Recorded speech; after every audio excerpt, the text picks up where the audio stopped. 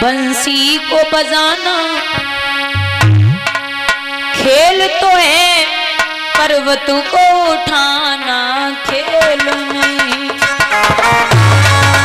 श्री राधे।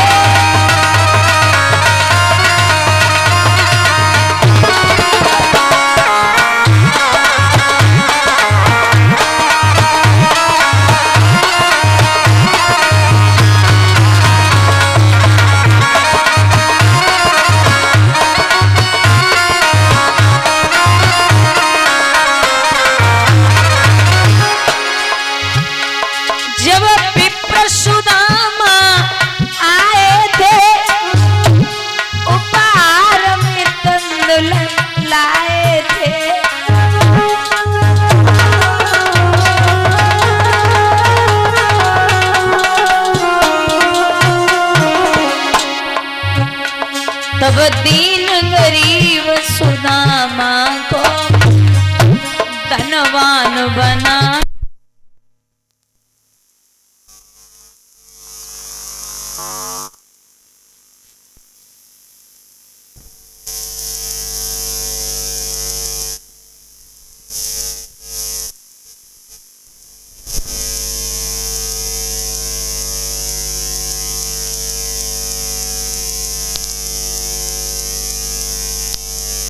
भगवान ने जो दैत्यों में और देवताओं में बंटवारा हुआ, सब देवी देवता देवतागण इकट्ठे हुए।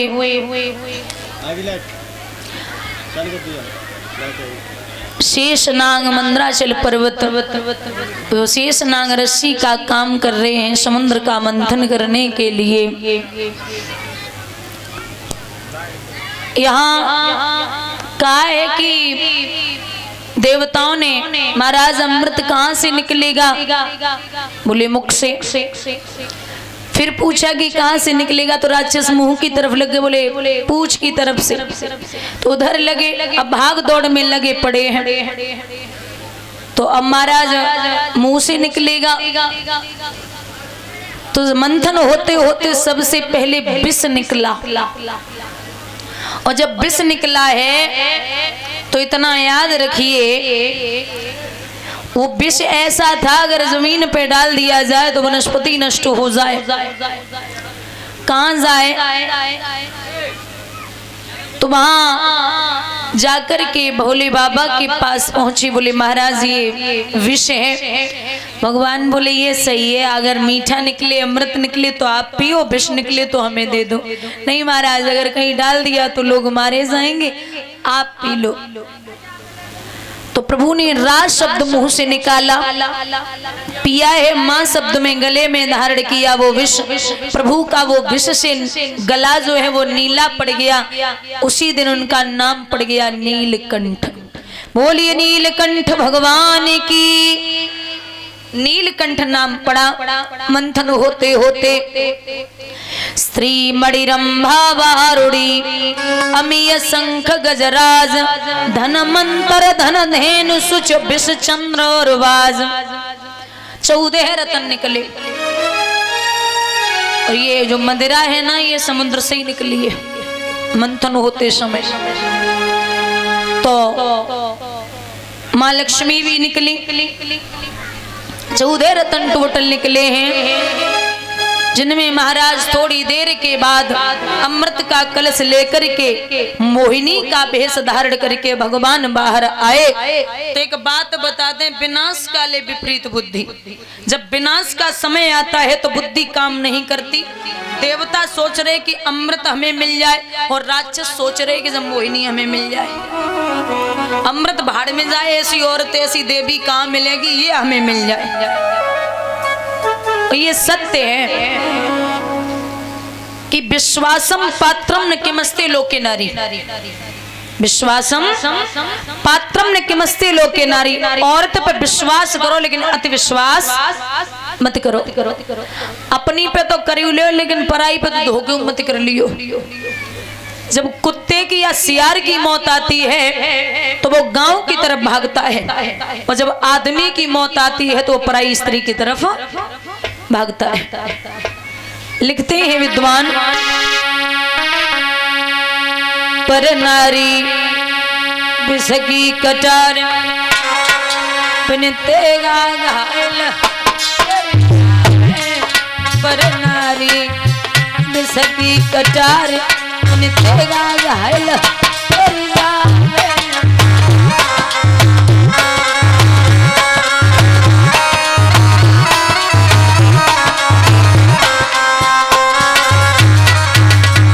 ए भैया, आजकल के नौजवान को पर नारी अति प्यारी,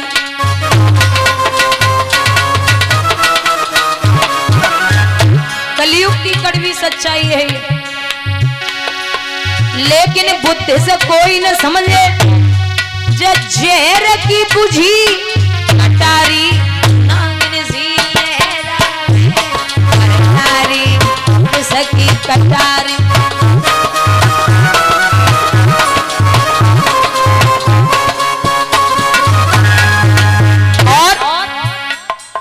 पर नारी बीमारी ऐसी जो काऊ लग जाए,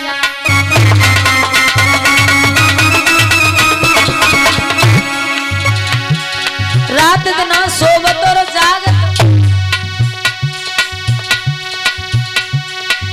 चैन न दिल में आवे, परे परे परसावे पर नारी।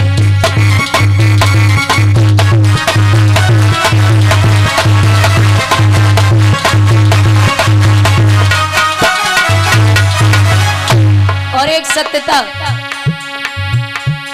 चंचल नारी न भई किसी की नजर में बादर फारे,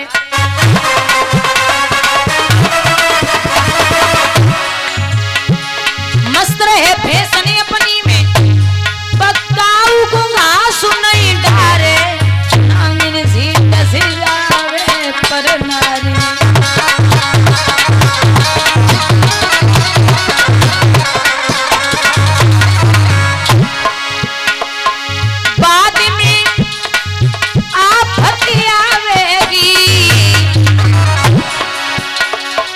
सगे पति की नाई भई तेरी का होवेगी,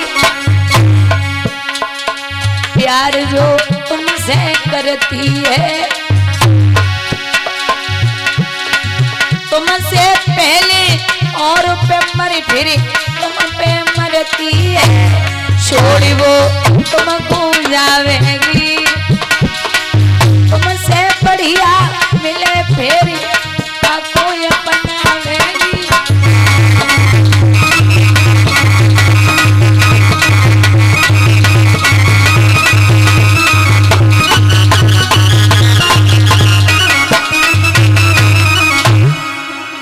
महाराज भगवान वो कलश लेकर के उज्जैन पहुंचे, इलाहाबाद हर जगह पहुंचे हैं भगवान। जहां जहां ये कलश रखा गया वहां वहां आज भी कुंभ का मेला लगता है। प्रभु ने देवताओं की और दैत्यों की कतार लगवाई, यानी कि लाइन से बैठाए और जवाब दिया है, देखो अमृत अगर पीना है तो जैसे हम बोले उस शांति से आप बैठे। बिठा लिया और बिठाई के परमात्मा ने देवताओं की तरफ से नंबर लगाया और राक्षसों से कहा, देखो भैया अमृत है ना, वो कलश में ऊपर जो है ना वो ठीक नहीं है, पतला सा है, नीचे ठीक है। आपको मैं इन देवताओं को पिला देता हूँ ऊपर का, बाद में अच्छा सा जो अमृत बचेगा वो मैं आपको दूंगा। राक्षस समझ गए चालाकी हो रही है, लेकिन कछु मंद बुद्धि के वे तो आराम से बैठे, बोले नहीं अभी आएगा, ले कहां जाएंगे। अब देवताओं की तरफ से भगवान अमृत बांटना शुरू कर रहे, तो राहु नाम का राक्षस बैठा था राक्षसों की लाइन में, उसकी निगाह पहुंची, परमात्मा मुस्कुराते जा रहे, अमृत देते जा रहे, तो राहु जो था वो देवताओं में इधर चंद्रमा और इधर सूरज बीच में बैठ गया। तो तो भगवान जैसे ही बढ़ रहे, अब कोई भी हो, चाहे किसी भी कास्ट का हो, अगर बैठा है लाइन में या समाज में, तो आप ऐसा नहीं है, हमारी समझ में अगर आप सबका सम्मान कर रहे हैं तो उसका सम्मान आपको करना है। ऐसा नहीं है कि छोड़ के निकल लो, सम्मान सबका बराबर है। तो महाराज प्रभु ने सोचा कि अब हमें तो पता है कि ये बैठा है, लेकिन इसे छोड़ नहीं सकते। उजली की भगवान ने अमृत डाला, ऐसे ही मुंह से लगाया, सूरज चंद्रमा चिल्लाए कि बोले अरे महाराज क्या कर रहे हो, जो तो राहु है। राहु ये सुन के भागा, भगवान ने सुदर्शन चक्र छोड़ा है, जैसे ही लगा तो एक से दो ही है गए, राहु और केतु। अब जब दो भय तो भगवान ने विचार करो कि जब एक को मारो तब दो हो गए, और दो को मारेंगे तो चार होवेंगे, चार को मारेंगे तो 8 होवेंगे। तासे एक काम करें, यहीं छोड़ दें। अच्छा, हमारे बुजुर्ग जानते होंगे और सभी जानते हैं, ज्यादातर तो एक ग्रहण पड़ता है सूर्य चंद्रमा पे। बोलते ना ग्रहण में बाहर नहीं निकलते, ये नहीं करते, वो नहीं करते। तो ये ग्रहण कोई नहीं, राहु और केतु हैं जो सूर्य और चंद्रमा को सताते हैं। नाम रख दिया था कि ये राक्षस है। वो राहु और केतु ही चंद्रमा और सूर्य को सताते हैं। प्रभु ने अमृत पिलाया है देवताओं को और पुनः वापस आए हैं। बोलिए वृंदावन में हरि लाल की। श्री सूत जी कहते हैं सौनकादिक ऋषियों, बड़ा पावन प्रसंग आता है। एक राज्य पड़ता है एरिच, इसे हम और आप झांसी बोलते हैं।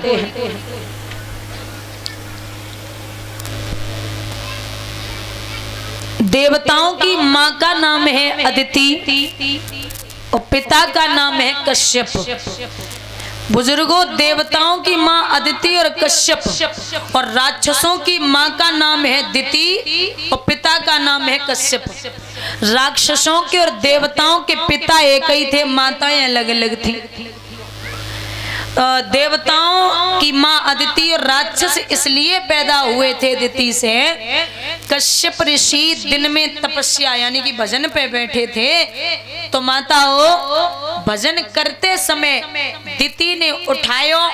दिन में कश्यप का और दिति का संभोग हुआ, तो संभोग के बाद दिति को श्राप दिया है कि तूने मेरे भजन में विघ्न डाली है, जा मैं तुझे श्राप देता हूं कि तेरे कोख से राक्षसों की उत्पत्ति होगी। हिरण्याक्ष हिरण्याकश्यप, हिरण्याक्ष जो है 12 शूकर भगवान के द्वारा मारा गया। जो ये हिरण्याकश्यप था, ये भगवान को अपना दुश्मन समझता था। इसकी एक बहन थी जिसका नाम था सिंगिका, जो विप्रजिति के लिए ब्याई गई थी। और ये ब्याई तब गई थी, इसने एक प्रण किया था कि जो हमारे भैया को मल्ल युद्ध में हरा देगा मैं उसी के साथ विवाह करूंगी। तो हिरण्याकश्यप को हरा के ये विप्रजिति सिंगिका को लेके चला गया था। आइए महाराज, ये जो हिरण्याकश्यप है ये भगवान को बड़ा दुश्मन मानता था। और माताओं कहते हैं कि भगवान के नाम और दर्शन की तो छोड़ दो बुजुर्गों, भगवान के आप दर्शन की छोड़ो, भगवान के नाम में इतनी बड़ी शक्ति है कि भव से बेड़ा पार हो जाए। दुश्मनी भी अगर निभाओ तो अच्छे से निभाओ, जैसे हिरण्याकश्यप ने निभाई। और प्रेम करो तो प्रहलाद की तरीके से करो, क्योंकि आपको रामचरितमानस से एक उदाहरण देती हूँ। जब प्रभु लंका के लिए जा रहे थे तो समुद्र का पुल बन रहा था, वहां पत्थरों और पर्वतों की जरूरत पड़ी। पुल कैसे बंद है? तो बड़े बड़े पत्थर पर्वत आए, पुल बंद रहा था, लेकिन बंदर बड़े उपद्रवी होते हैं। बंदरों ने क्या किया, जो पत्थर थे उनको उठा उठा करके पानी में डालने लगे समुद्र में। और एक बात कही है कि मैं इन पत्थरों पर राम का नाम लिखूंगा और पानी में डालूंगा। अगर ये पत्थर पानी में तैर गए तो राम के नाम में शक्ति है, और अगर नहीं तैरे डूब गए तो राम के नाम में शक्ति नहीं है। अब आप एक बात बताइए हमें परीक्षित, एक छोटा सा कंकड़ हो और उस कंकड़ को आप पानी में डालो, वो तैर सकता है? कभी नहीं। बड़े बड़े पत्थर महाराज राम का नाम लिख के जब पानी में डाले तो भगवान की ऐसी कृपा, वो पत्थर पानी में तैरने लगे। बंदर उछलने लगे, बोले राम के नाम में बड़ी शक्ति है। सब प्रसन्न है। ये खबर रावण को पता चली तो रावण ने कहा ये कोई बड़ी बात है, ला एक बड़ा सा पत्थर, वो हमारा नाम लिख के पानी में डालो, वो भी तैर जाएगा। एक बड़ा सा पत्थर आया और आए के पत्थर महाराज जब रावण ने उस पे अपना नाम लिखा और नाम लिख करके वो पत्थर जब डाला है पानी में तो याद रखना महाराज वो पत्थर पानी में तैरने लगा।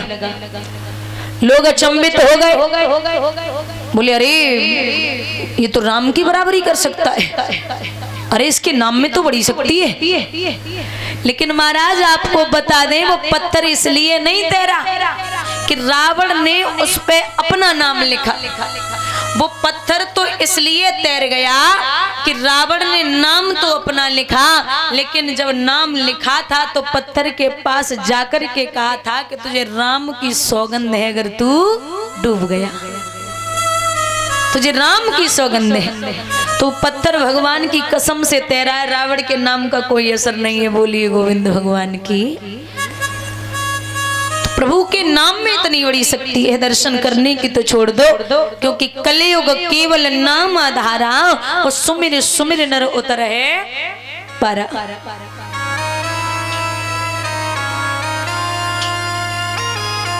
भैया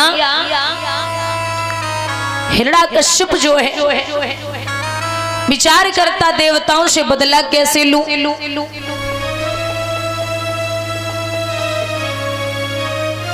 तो बैठा तपस्या पर, क्योंकि अगर विजय प्राप्त करनी है तो एक ही हथियार है, क्या? तपस्या।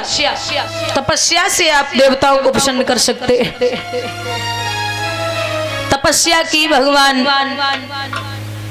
के लिए लिखा है 10,000 वर्षी हुई गई रे तप करी रहो आए तपधारी।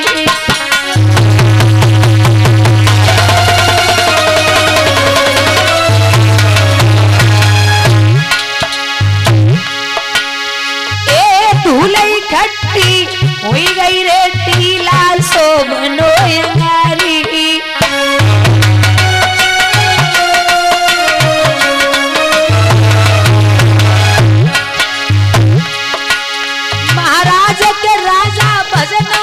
भरपूर टीला सो बनो के दादा इतनी छाई गई धूल। 10,000 बरसे हो गई तप करी रहो तप 10,000 बरसे हो गई तप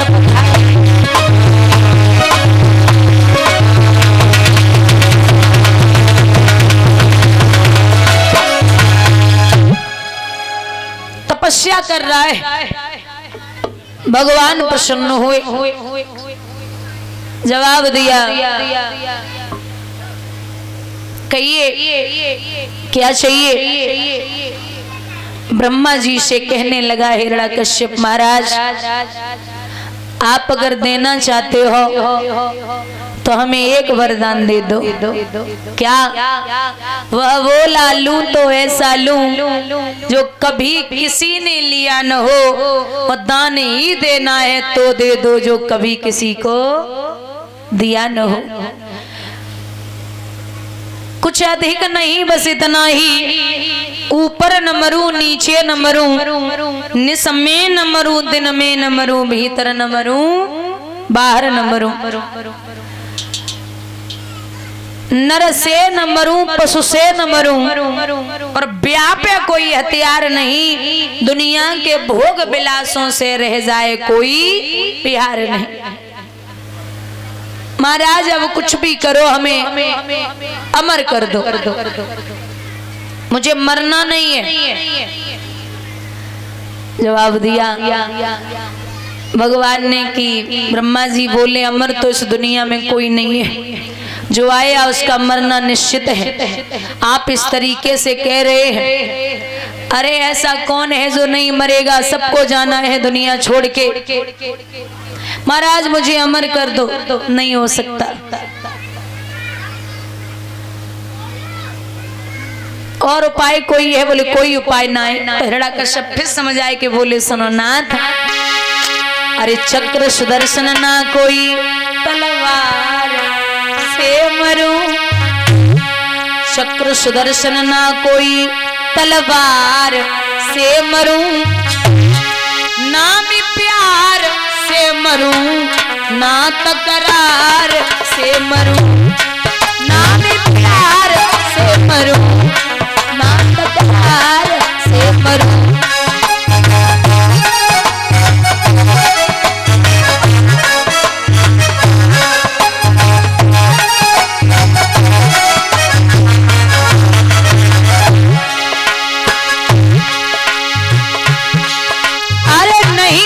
से नहीं शस्त्र से हाथ हमारे टूटे, ना लड़ियों से ना लठियों से पूरा हमारे फूटे।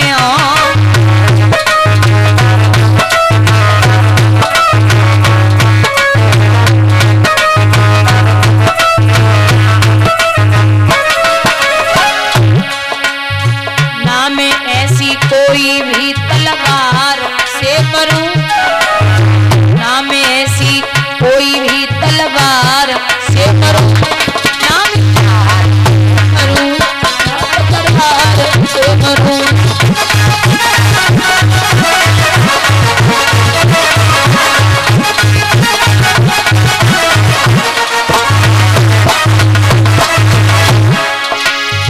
ना अंबर पे ना धरती पर, ना भीतर ना बाहर, अरे ना आगी से ना पानी से, ना मरूं जल सागर, ना आगी से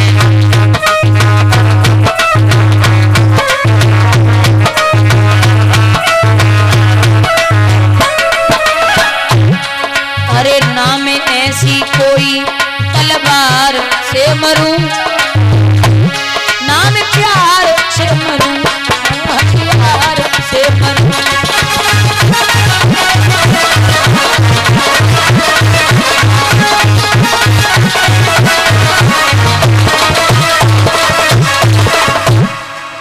जवाब दिया कि महाराज मुझे कोई न मार सके, आप मुझ पे इतनी मेहर कर दो।